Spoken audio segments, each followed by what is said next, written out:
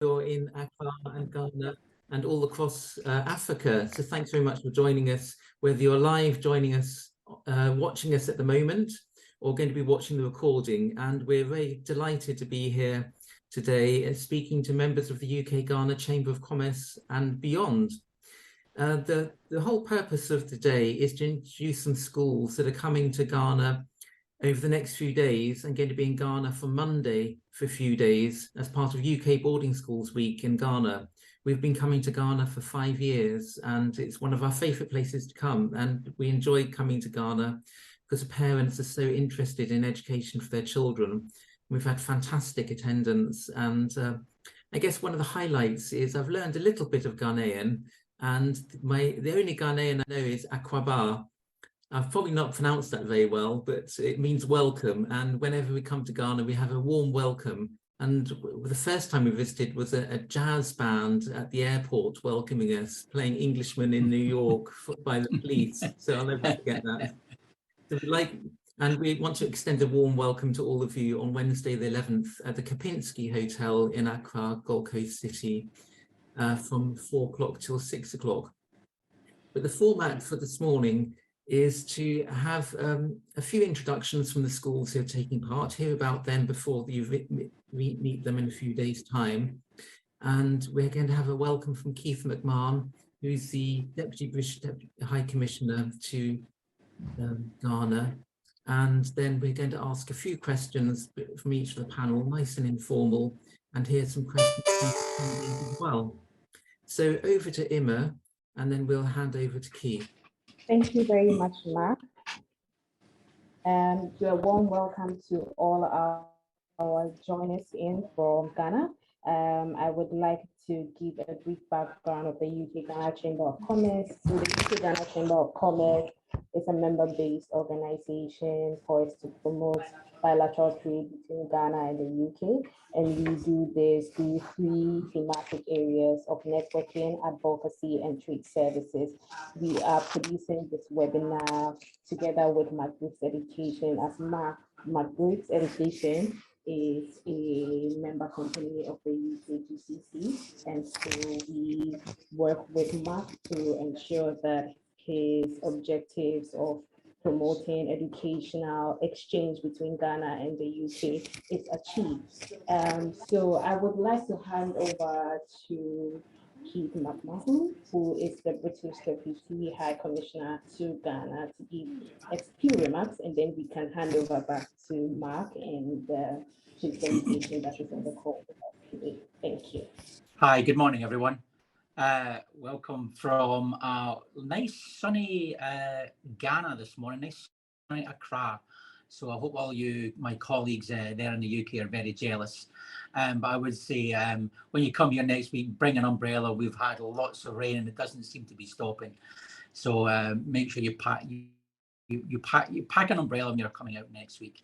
Anyway, as Mark has said in Immaculata, my name is Keith Mahan. I am the British Deputy High Commissioner here in Ghana. Welcome to this webinar today to talk about the benefits of British boarding schools. The UK currently has many girls and boys from Ghana studying boarding schools across the UK. Today, there is more overseas interest than before in international students wishing to attend boarding schools in the UK. But what is it that international students and families see in the UK boarding school system that so many of them wish to go to school there? Whilst I personally have never gone to a boarding school, I have a lot of friends and colleagues who did. So I asked them, tell me why I would send my kids to boarding school in the UK. So here are some of their answers, which I believe contribute to the enduring and increasing popularity among students and parents. First is about academic excellence. British boarding schools often have a strong focus on academic achievement with rigorous curricula and experienced teachers. This emphasis on education can lead to excellent academic outcomes and preparation for higher education. Secondly, a wide range of extracurricular activities.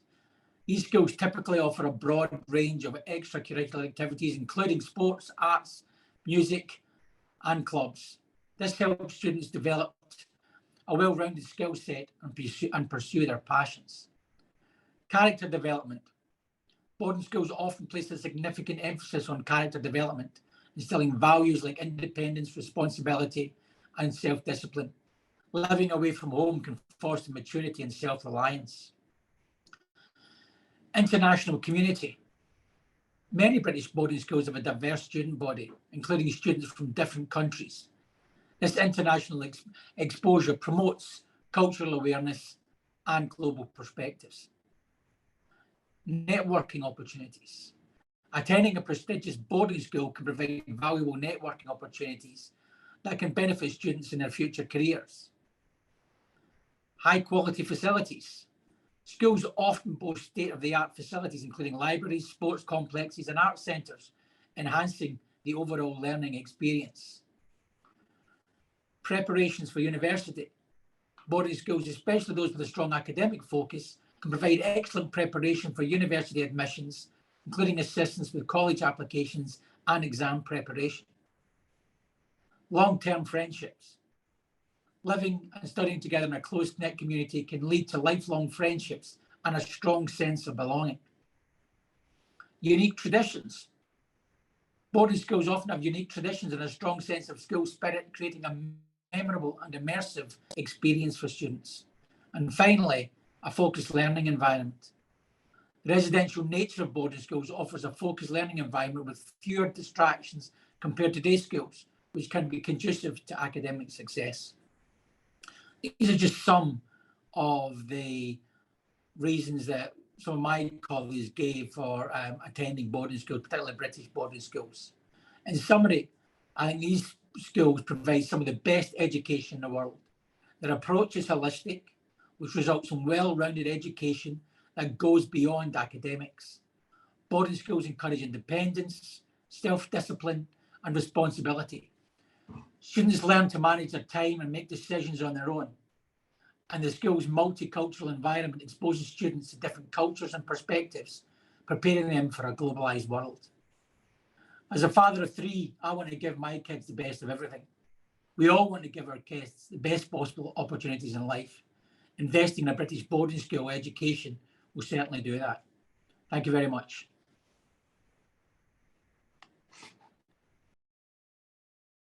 Thanks so much, Keith. That's fantastic. And thanks for going to all the effort to talk to your colleagues about their experience of British boarding schools, and some fascinating insights there in terms of the academic excellence, co-curricular opportunity.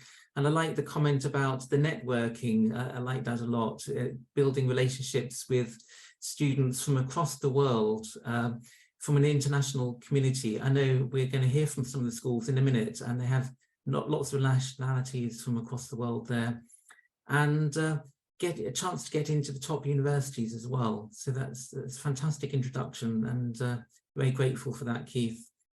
So now we're going to hear from some of the schools. We'll start with Alison in Box Hill. Just a few 1-minute introduction to Box Hill and what makes you distinctive. Thank you very much, Mark.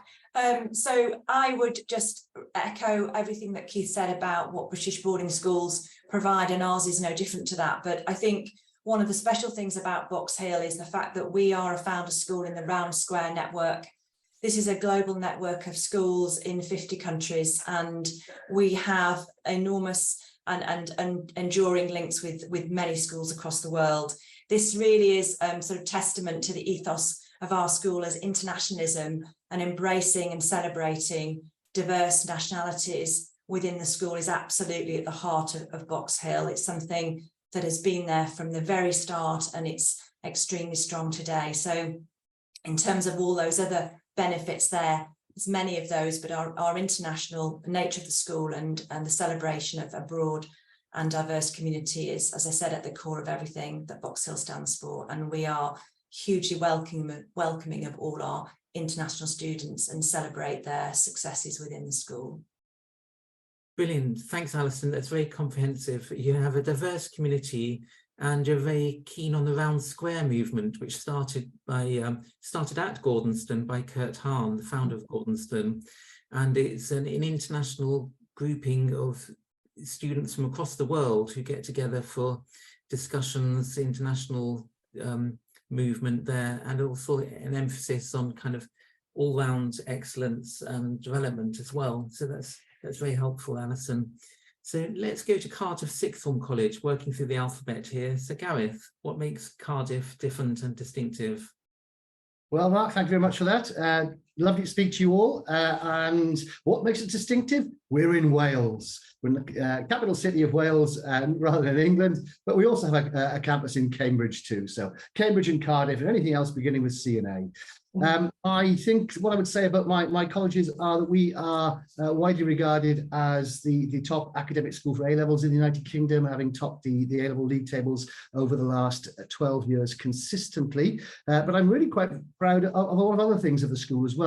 We've just been nominated to the top 3 in the World's Best School Prize for our pastoral management, tracking and facilitating system, which I'm really pleased about, so we can concentrate on not only the academic, but also the pastoral development of our students, building up to a fantastic supercurricular program, which gives the skills and the characteristics necessary to survive and thrive in top universities around the world.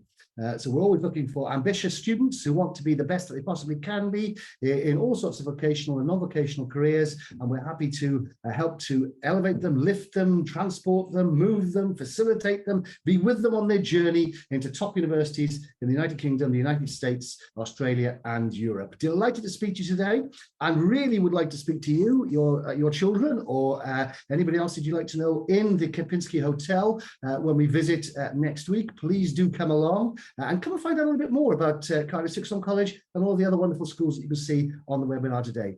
Thank you for listening to me. Love to speak to you again soon later.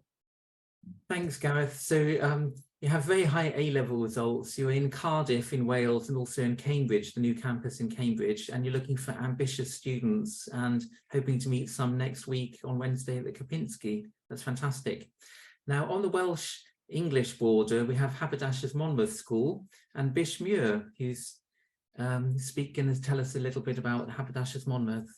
Yes, hello everybody, and yes, sorry to burst your bubble, Gareth, but we're also in Wales. So, but we are, as Mark said, we are right on the border, which is interesting, sort of that we have students from England and from Wales, but also, more importantly, from all over the world. This will be my second trip to Ghana, and I just want to say how I'm so looking forward to coming. Where Haberdashers Monmouth is unique because it is a haberdasher school. It was started 400 years ago by a haberdasher who, by the name of William Jones, who set up a legacy which has resulted in the school thriving for the last 400 years. And although that we do not necessarily go down the line of the haberdashery industry anymore, what we do have is the access to that Haberdashers Guild in the City of London, which is a massive global network of skills and industries and people who have been at the school or have been part of the Haberdashers Guild. And we have an Aspire programme in the sixth form, which gives our students access to this huge, huge network of people who become mentors for students going forward. It is something I could talk about for hours, but I'm not going to talk about it now. Anyway, but please come and see us on the 11th and I'll tell you all about it. So part of the Haberdashers Foundation, which is a fantastic networking opportunity in its own right, and it's on the border of England and Wales as well. So thanks very much, Bish. That's a great introduction. And the Hereford Cathedral School, we have Stuart Higgins coming over to Ghana with us, and he's going to tell us a little bit about Hereford Cathedral School. Well, good morning, everyone, and thank you for this opportunity to address you. I'm actually going to try to show you one of the things that's unique about the school. Oh, I'm sorry, it's all blurred, but that's the cathedral just out of my office window. So the school dates from about 1384. So we are actually one of the oldest schools in the UK. We're also not far from the border with Wales, so very close to Bish and Gareth. I guess one of the things that makes us a little bit distinctive is that we are largely a day school with quite a small number of boarders, just about 35 boarders. So 95% of the children in the school are British domestic pupils, and then a small number of international pupils from all over the world. Brilliant, thanks, Stuart. That's a really good brief introduction. And Okay. so people can go to the website to see a fantastic picture of the cathedral, which is central to the school, and you're a historic school and got a small but thriving boarding community as well. So thanks very much, Stuart. Now down to Lancing on the south coast of England, not too far from Brighton, on the south coast, is Diana Cree, from Director of External Relations. Over to you. Good morning. Thank you, Mark. And welcome, everybody. Really pleased to be talking to you. I'm going to give you a couple of things which will make us memorable for you and hopefully encourage you to come and see us at the fair next week. First of all, we've just had a very good review from one of the best Good Schools Guide organisations, which starts off by saying there's something special about Lancing, and I'd really like the opportunity to tell you more about that, to give you a copy of the review if you come and see us next week. Other memorable things, we have the largest school chapel in the world, and I've got pictures of that so you can come and see it. At its fullest, we can fill it with 1,100 students, parents and guests, so it's absolutely massive, and it's often thought of as being Hogwarts. We weren't the Hogwarts school, but actually often children think of us as being that. The other memorable things about Lancing, your president attended Lancing. He last came to see us in 2017 and has an ongoing relationship with the school, and his grandson left us 2 years ago. But even closer than that, we are just celebrating our 175th anniversary at Lancing. And as part of that, Ghana has Pride of Place every day in our dining hall for anybody who visits, and our students and our staff. And that happens because we've commissioned 28 modern photographic portraits of individuals who have or are making a major positive difference to Lancing and the world. 2 Ghanaians feature in those 28. His Excellency is one, of course, and the other is a young Ghanaian student who has just left us. And he is embarking on the next leg of his studies as a Moorhead Kane Scholar at the University of North Carolina in the USA, where he will major in political science, and he's going to be a global leader of the future. Look forward to seeing you. Brilliant, thanks Diana, and it's good to hear some stories. We're going to hear some more stories about some Ghanaian students who thrived at British independent schools later, so we can hear more from you about that particular story there, Diana, as well. And I can just only imagine how big the chapel is when it's full of 1,100 people singing their socks off, so Christmas services must be something quite special there. So up the north coast of England, towards Blackpool direction, is Jonathan Cohen, and he's going to tell us about Rossall School and what's unique about Rossall. There's many unique things about Rossall, but going to tell us just a few of them in 60 seconds. Good morning, everyone, and it's great to speak to you all and see you all today. Yes, we're near Manchester, so that's part of what makes us distinctive. Manchester is a really cool city, and we're a few minutes away from it, which is great, and surrounded by lovely countryside. What makes us distinctive is our series of signature programs. We are a centre of excellence in things like football, where we have relationships with Manchester City and Fleetwood Town, and we have lots of players going on to play professional football.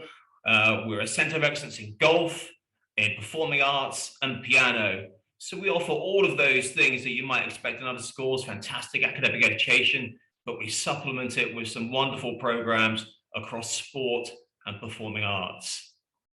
Brilliant, thanks very much for telling us about signature programs in sport, performing arts and music. And you've got dozens of Steinway pianos everywhere. What you didn't mention is that you're also on the beach. You have your own private beach at Rossall as well, and that's a very special and powerful place. So now we're going to talk about beaches. We're going to go down to Cornwall now and see Sarah Matthews, who's Truro High School for Girls headmistress. Thank you, Mark. I'm particularly excited about coming out to Ghana because I have never been, so it's my first time. But my Ghanaian girls say, you must go, you must meet our families, and you must tell everybody, all our friends about you. So I'm excited to be coming for the very first time. Truro High School is for girls only, so that makes us unique. We're also a little smaller than most independent schools, and that's deliberately so to give absolute access to every opportunity to the students. We're academically strong, but actually it's the happiness of the girls that drives us, and we don't leave anything to chance. So for us, it's the idea that we're not just educating them academically, but a good education educates the whole person. And so thinking about the knowledge, skills and habits they will need to thrive when they leave. We actually have a program called Aspire as well, just like Bish in our sixth form. And we have things like aspiring medics and aspiring engineers. I think the other thing that makes us special is the weekend program. So here we live in a holiday destination, mile after mile of golden sand. It's incredibly safe. It's one of the safest places to live in the UK. And every weekend we take the students out every Saturday and every Sunday on trips, visits and activities. And that's something that particularly our West African families love. But I'll leave you with the Good Schools Guide quote that sums us up. The Good Schools Guide says that we couldn't do more for our girls if we tried, which I think is an accurate description of who we are as a school. Thank you. Yes. Well, we're covering across the whole of the UK, and now we're going to go to Jane Evans, who's in the centre of the UK in Oxford, and tell us about Wychwood School in Oxford. Thank you, Mark.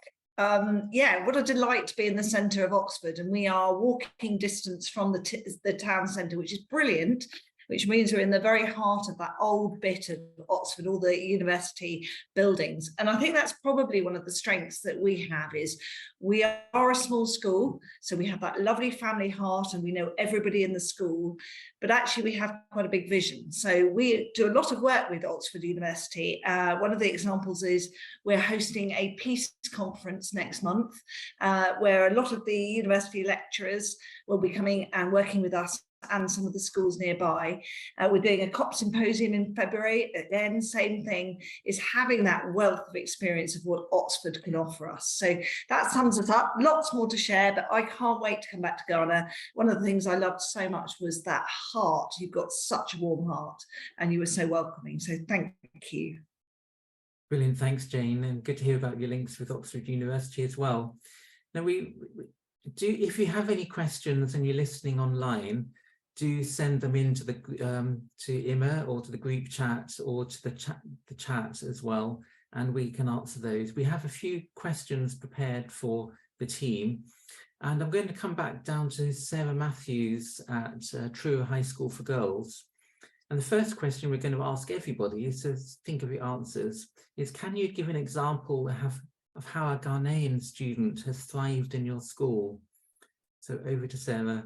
Absolutely can. I can tell you about Kiara Michelle, who has just graduated and has just left us. So Kiara joined us full of enthusiasm for engineering and wanting to make a difference. She was either going to become a politician in Ghana or engineer. And I think she might do both.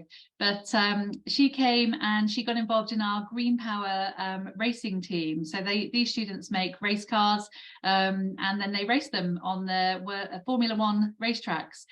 She was award winning. Actually, we entered her for various different competitions. She was a trailblazer in the Green Power team. And then suddenly she decided, actually, she discovered her artistic side here at Truro High as well. And she decided that maybe architecture was for her. So at the last minute, we put together with her, she had her own studio space because all of our A-level artists have their own studio space. She wasn't doing art at A-level, but she did that. And she had amazing offers and has just headed off to Bath University, which is the top 5 university to read architecture. She was also in my head girl team, so she was proudly voted in as head girl and a real leader in our community and a brilliant mentor with a brilliant core that wanted to do all the good that she could before she left. So Kiara Michelle was a shining light for Ghana. We miss her hugely, but we know she's coming to visit because she's coming back for the Christmas ball. Brilliant. That's a fantastic example to kick off with, hearing about Kiara. And we've seen some profiles you've done of her over the last year as well. And she's achieved a lot at Truro High School and is very grateful for her time there as well. where she kind of discovered her talents and abilities and gifts. Gareth, coming to you, Ghanaian students or student expats, families who are based in Ghana, coming to Cardiff Sixth Form College, or West African students, what examples have you got to give? Lovely, Mark.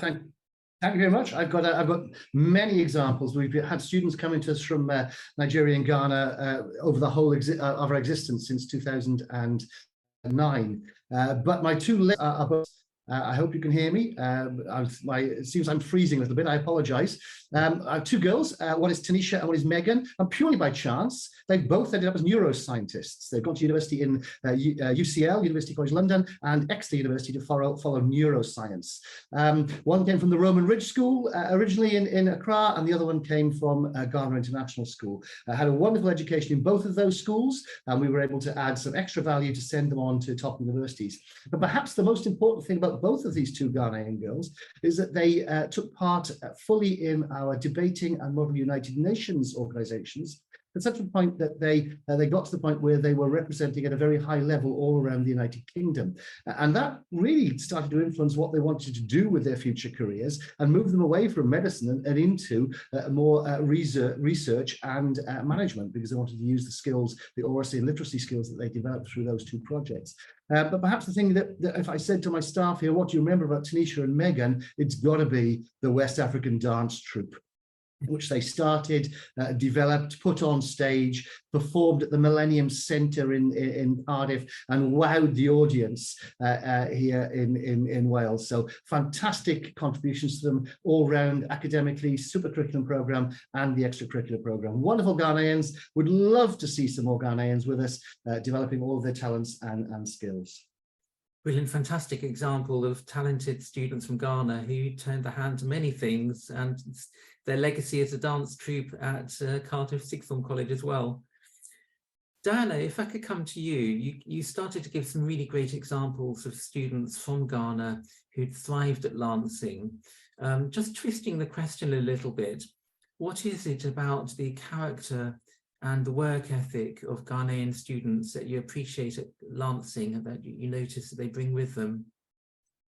Thank you. I'm going to sort of slightly take that, but use the example that I have of a young lady who I think embodies all the values that come from West Africa, but actually met really well within the Lancing community. This is a young lady who left us this year.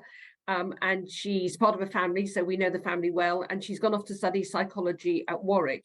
But what was really memorable about, let's call her Boogie, she's left ready, good academics, prepared for the future, but she was at the heart of our community. And we find that about a lot of our West African families and the students, as they want to be part of the community. And she was a prefect, she was a head of house. She gave a sermon in chapel on a Wednesday morning, and that sermon was about love, and it was really memorable for all the students around her. She was positive, she had emotional maturity, she was a leader not only in her own house but also across the college. She collaborated, and I think one of the strongest things I've seen when I've looked at her reports is actually she had a genuine care for others and was kindness, and I think that it's a really good example of how children flourish academically but actually become part of our strong community, and she was a fine example of that.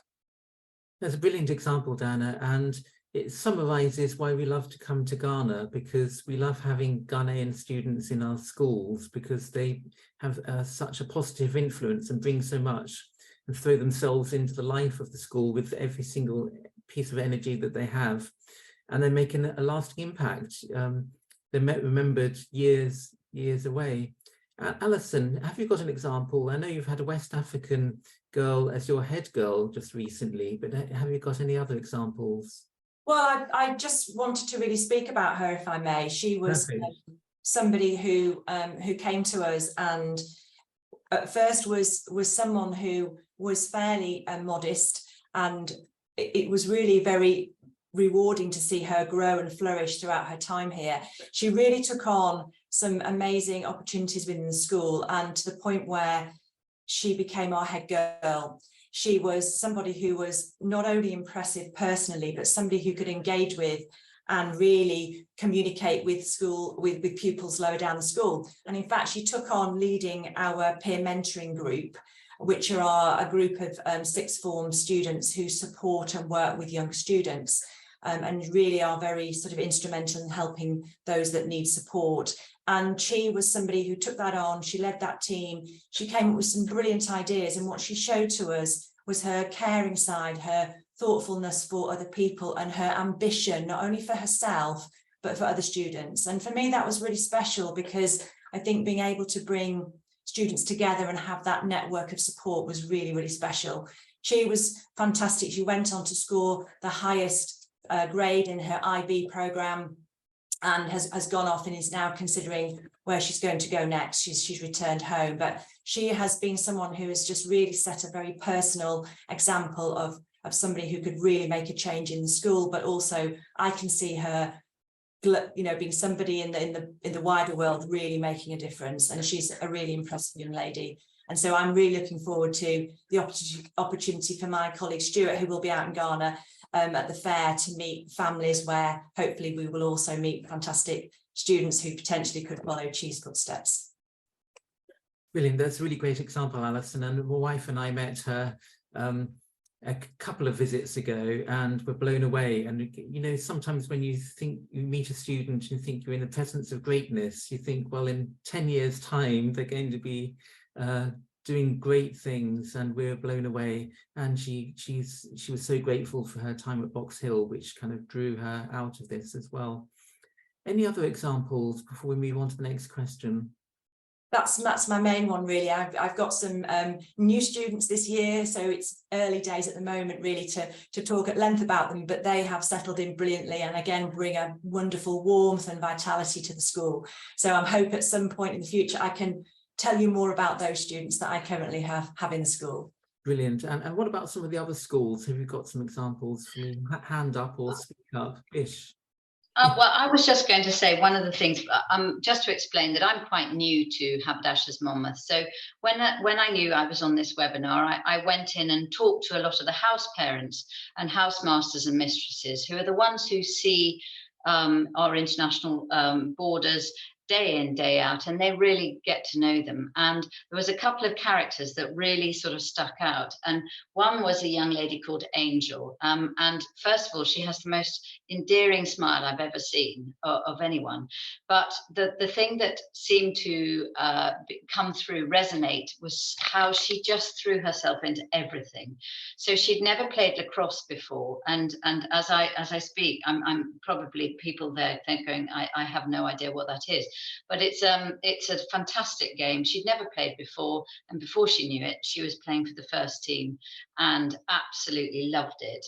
But more, she threw herself into subjects that she hadn't studied before. So she had an inquisitive nature and really came with the right attitude. And I think that's one thing that I really wanted to put across is students who embrace everything that's offered at a British boarding school. And I'd love to, talk more and find some more people who are going to do that. Brilliant. That's a really good way to conclude that section, actually, Bish. And we're going to come on to some of the other schools who haven't answered questions in that, to draw out some questions from them. So that's a really helpful discussion and really inspiring and really exciting to know that we're going to meet some more prospective families and students next week who can kind of follow in the footsteps of great students who've been coming from Ghana as well. So picking up on Keith's introduction, which was fantastic, he mentioned that the UK education is highly prized because it balances academic excellence and co-curricular excellence, which is performing arts, sport, drama. And I just wanted to move on to Jonathan, because Russell has your elite program in golf and football and piano playing and drama and West End theatre productions and everything else. How do you balance that, all of those activities, with academic excellence as well? Thank you, Mark. I think it's really important that that we explain how we offer that holistic education that is right at the heart of British boarding school education. So our academic program is sacrosanct. It runs from 8:30 to 4:30. Pupils attend lessons, and that's very, very important. But we like to go way beyond that. And so it can be before the day, during lunchtime, after school. That's when we run our activity sessions, and that's where we have our footballers and our golfers, our pianists and actors and so on. That's when they throw themselves into their co-curricular activities. What we've done at Rossall is to take that to the next level and to become a centre of excellence in certain activities. So we're the #1 school in football with a relationship with Manchester City. That enables players to make the very most of their footballing skills and gives them a pathway into professional football if that's what they want. Similarly in golf and similarly in performing arts, we're a Steinway school, so we have wonderful Steinway pianos all throughout the school, and we have fantastic pianists from all over the world who come to hone their skills with us. So that's how we deliver that element of British boarding school education. We go above and beyond to make sure that every pupil has an opportunity to really explore their skills and their talents beyond their academic work. Brilliant. That's very comprehensive and impressive to see as well. Jane, can I draw out a question from you on the similar lines really? Is how do you ensure every child at your school achieves their full potential? You know, academic, sporting, co-curricular excellence. How do you really get to know them and make sure that they leave the school really fulfilled? Well, that's a really good question. I've been in education for a long time and in many schools, and I think it's something to do with the background and the processes that go on as teachers and that pastoral and academic side of care. So here at Wychwood in Oxford, what we do is we have regular meetings to talk about progress, academic progress and pastoral concerns. But I have never ever been in a school that has a regular meeting every 3 weeks where we talk about the people who we don't mention, who we haven't talked about, those lovely, lovely pupils who sometimes coast along because they do everything they're told to do and don't necessarily chuck themselves forward to be the one to be noticed. So to sit down and talk about the people who aren't being talked about gives us then the opportunity to get together and say, well, how can we do this? How can we nurture those individuals? I think you can do it in a small school, and I think that's what we do really well here at Wychwood. Thank you, Mark. Brilliant. And a similar question to Stuart. I was reading your A-level results at the time of A-level results, and there are some fantastic stories about students off to top universities. How does Hereford Cathedral School fulfill the academic potential of its students so they really kind of get those top results? Well, thank you, Mark. Yeah, I guess in many ways, we're quite similar to some of the other schools who've already spoken, and that we have relatively small class sizes, so lots of individual attention for pupils, lots of variety in terms of the subjects that we offer. I think if I was going to pick out one thing that really helps above all else, it's that we have a dedicated early applications UCAS advisor who helps all of the students who are applying to Oxford, Cambridge, medicine, vet science, etc. And she does a fantastic job both in helping them with their applications, and she also runs a biomedical society on a weekly basis. So we have outside speakers come in, lots of parents who work locally in hospitals and in vets practices. And I think all of those things really help pupils achieve the results that they need to get into top universities, as well of course, as all of the extracurricular activities that we offer. We have a particular emphasis on trying to encourage the individuals who may not fit into a particular box, may not be the best rugby player or the best hockey player. But so we offer lots of individual sports as well. And rowing is something that we are particularly good at. And given that we are based on the beautiful River Wye, it's something that is very popular with a lot of our pupils. Brilliant. So you come alongside the students and give them bespoke programs and use other teachers to really support their development and their interests. Brilliant. Well, that covers that section. Now, we're talking about boarding school, and Keith mentioned this in his introduction about sending children to boarding school in the UK. One of the kind of concerns that parents have is that they will not hear from their child and not hear progress from the staff and lose touch with them. And I know particularly in West African cultures, they like to have regular communication. So maybe I could come back to Gareth to tell us how Cardiff Sixth Form College communicates regularly with its parents. So of any concerns or any achievements, so the parents are really kind of in the triangle of communication with the student, school and parent. Perfect, Mark. Thank you very much. I love the word triangle communication because that's exactly what it is. Parents, the students and the school themselves. So each student has a dedicated head of house. This is different from their house parents. This is somebody who effectively acts as their advocate within the school. This is the person that will be making sure they fit well into our pastoral management system called CREATE, make sure there's nothing missing from this supercurricular or extracurricular program or portfolio, and make sure that their academic grades are exactly where they should be for their career aspirations. They also write their reference for UCAS or for American or Australian universities. And this person is a dedicated communicator between the parents and the school. And you can have as much contact as you like with them. You can call them, you can email them, you can WhatsApp them, you can do whatever you wish. They're there at your beck and call whenever you want them. And as long as you call them, not me, I'm very happy about that.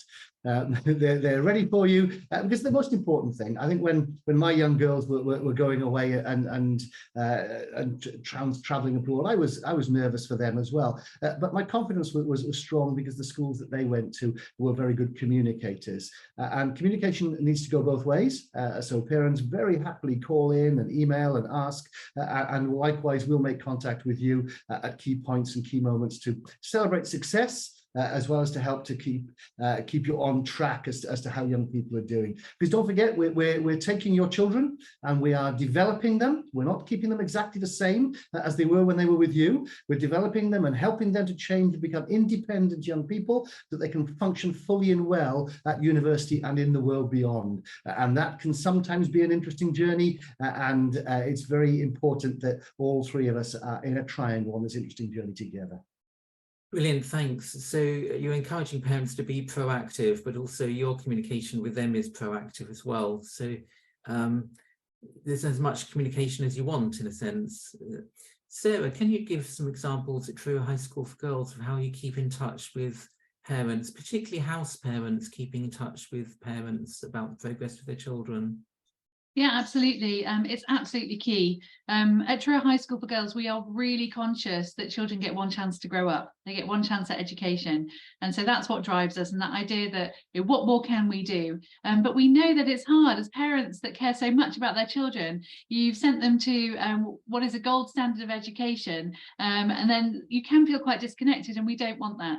So for us, particularly the house parents, but also people in school will be in regular contact. For example, we've got Natalie. She joined us, and she's Ghanaian, and she joined us in year 8. She was supposed to join later, but when she came to visit, she couldn't wait, so she joined early, which was a bit of a shock for her mum and her twin brother as well. And so what we do is we make sure we send photos through of things that she's doing and little updates about her, but also, know how she's doing day to day, because it's not just the highlights or the lows that you want to hear about, although actually with Natalie there haven't been any lows, but it's those kind of little moments that you feel that you're missing. And we put them on social media as well, so we give a little window into the world. We try to put several updates a day so that our boarding parents can see what the girls are doing, see what they're getting up to.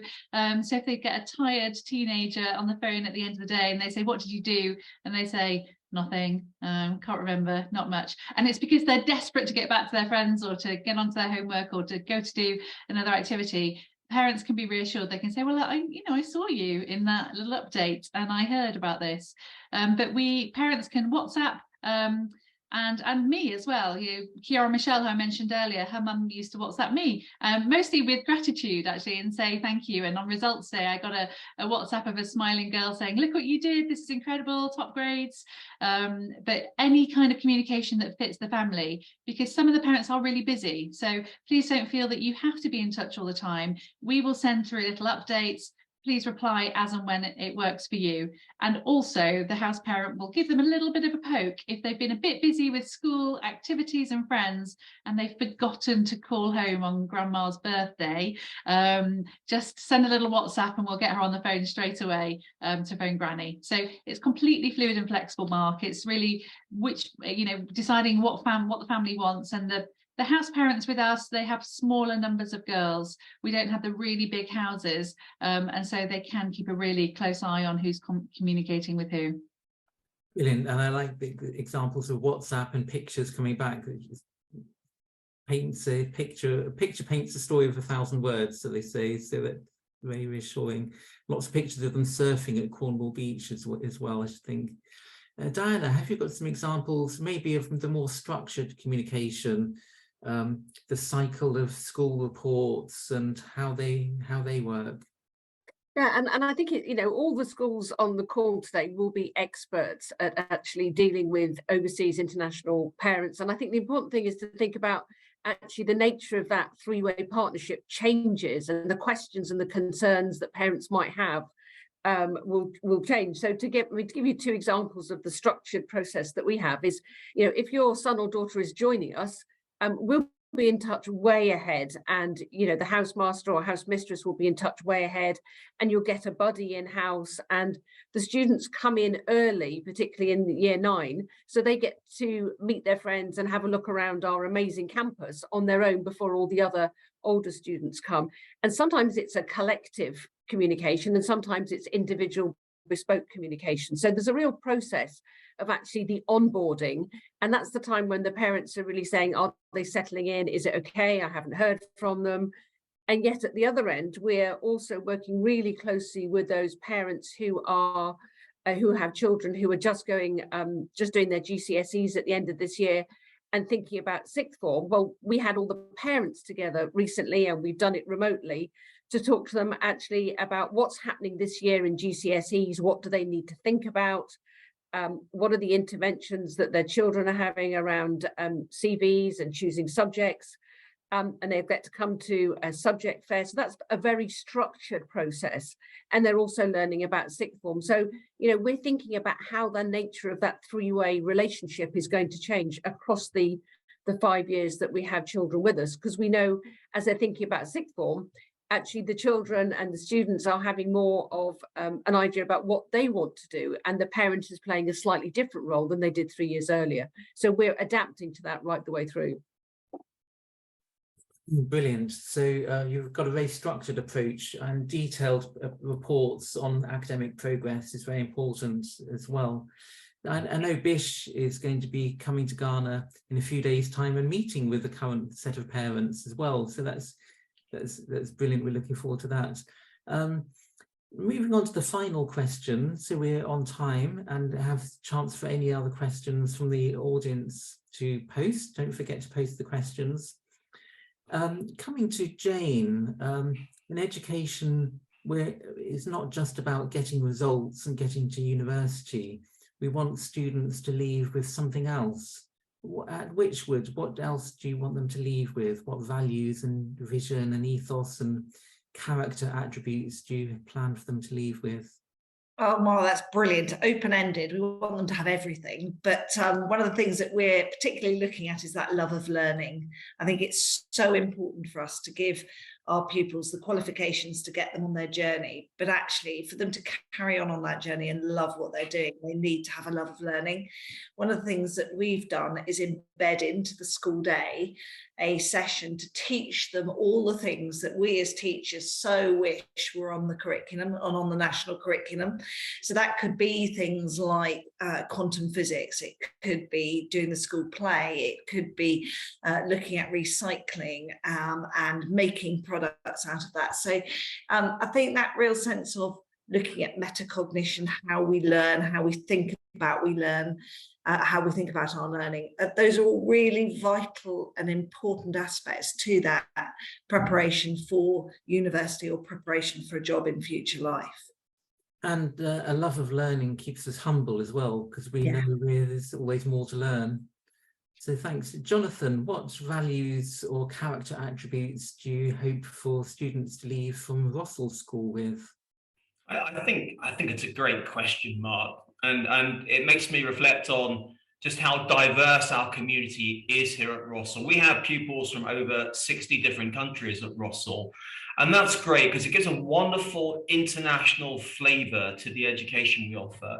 And I say that because I think that the next generation and the generation after that, they are going to be living and working and interacting with people from all over the world. So it's really, really important that they learn about other cultures and they respect other cultures, that they interact with people from all over the world. And they do so in an emotionally intelligent and informed way. So that's what we're looking for pupils to leave with, a real global outlook, having learnt about cultures from people all over the world, emotionally intelligent people, and particularly people who have learned key skills like teamwork, leadership, and communication. And I think if our pupils can leave school with that, that's the recipe for success. We can all work on academic qualifications, but the things that will set them apart from other people will be their ability to lead and to communicate, to work as teams, to be emotionally intelligent. So that's what we aspire for our pupils to leave with when they leave Russell. The academic intelligence and particularly emotional intelligence to pick up the sensitivities of every situation they're in and how to handle that professionally and correctly and sensitively in the context of international cultures as well, which they've absolutely, it will really set them apart. Good. And Stuart, have you got an answer to that one? What values do you want them to leave with at Hereford Cathedral School? Yes, thank you, Mark. We've just done some work on this actually with our new headmaster, Dr. Gray, and we have decided to concentrate on 3 particular values, those of kindness, integrity, and courage. And that doesn't mean, of course, that the other things that the other schools have talked about here are not important, but for us, these are the 3 areas that we are particularly concentrating on moving forward. We feel it's incredibly important to have those ideas crystallized in the school. So we're doing a lot of work on embedding that across the curriculum. And then just finally, the other thing that we are really concentrating on, as Jonathan has just said, is about making pupils real world ready. So we introduced a diploma for our sixth form pupils last year. We've introduced it to our year 10 pupils this year. And the aim is not only for our pupils to leave the school with good academic qualifications and as well-rounded individuals, but to be very ready for the real world and their futures post-university. Brilliant, I love that. And great to hear that you've been doing some work on values as well of kindness, integrity, and courage. Very emotive and powerful words, and integrity is central to that literally as well. So that's very, very good to hear. Alison, down at Box Hill, we were talking about round square as kind of being central to the values of students that they progress on with. What other values do you hope for them to adapt and learn from in their Yeah, experience? so very much in common with what my colleagues on the panel have spoken about, but really just to add a sort of slight twist on that, in the sense of we work on a very similar set of things that we want the students to take away from us, but part of what we're trying to do is encourage them to know themselves. And part of that is also stepping out their comfort zone. So within the Round Square ethos, it's very much about having a go, trying new things, learning through experience. And our job here is to put as many experiences and opportunities in front of those young people. And part of what we try to promote here is learning, not just from being in the classroom with a teacher, but from those opportunities and experiences that those students take on, whether that's leadership roles in the sixth form, whether it's going on trips, whether it's doing a service project in Africa, working with disadvantaged families and things like that on a Round Square service project, or whether it's taking on other opportunities within the school. And so tied in with global citizenship, which is one of our missions, but also around this idea of adventure.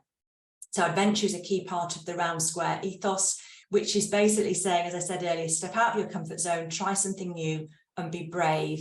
And brave is as much about how you conduct yourself, how you interact with your peers, and what you leave on the world when you pass through it. So we want them to leave us as young people that go and make a difference. And it doesn't necessarily mean you have to be a global leader or you have to be in a particular field, but it's the impression you give and how you interact with your community as a person, as an individual, in any setting, in any place, really. So we talk about, you know, Box Hillians being people you can really rely on in any arena, any setting, and that's really what we want for our students, along with the obvious, you know, successes that they should get from their hard work. But it's that lasting impression, really.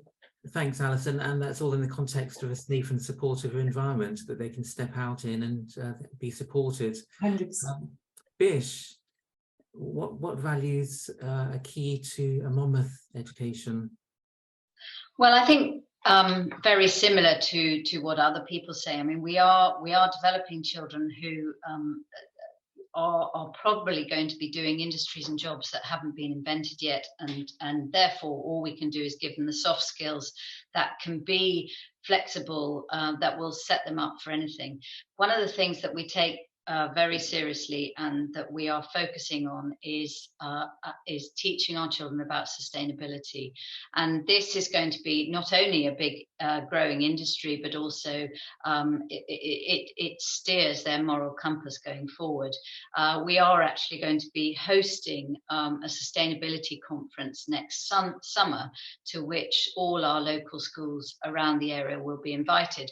And the reason it is so poignant for us is that as well as Hereford, we are also on the River Wye, literally on the River Wye.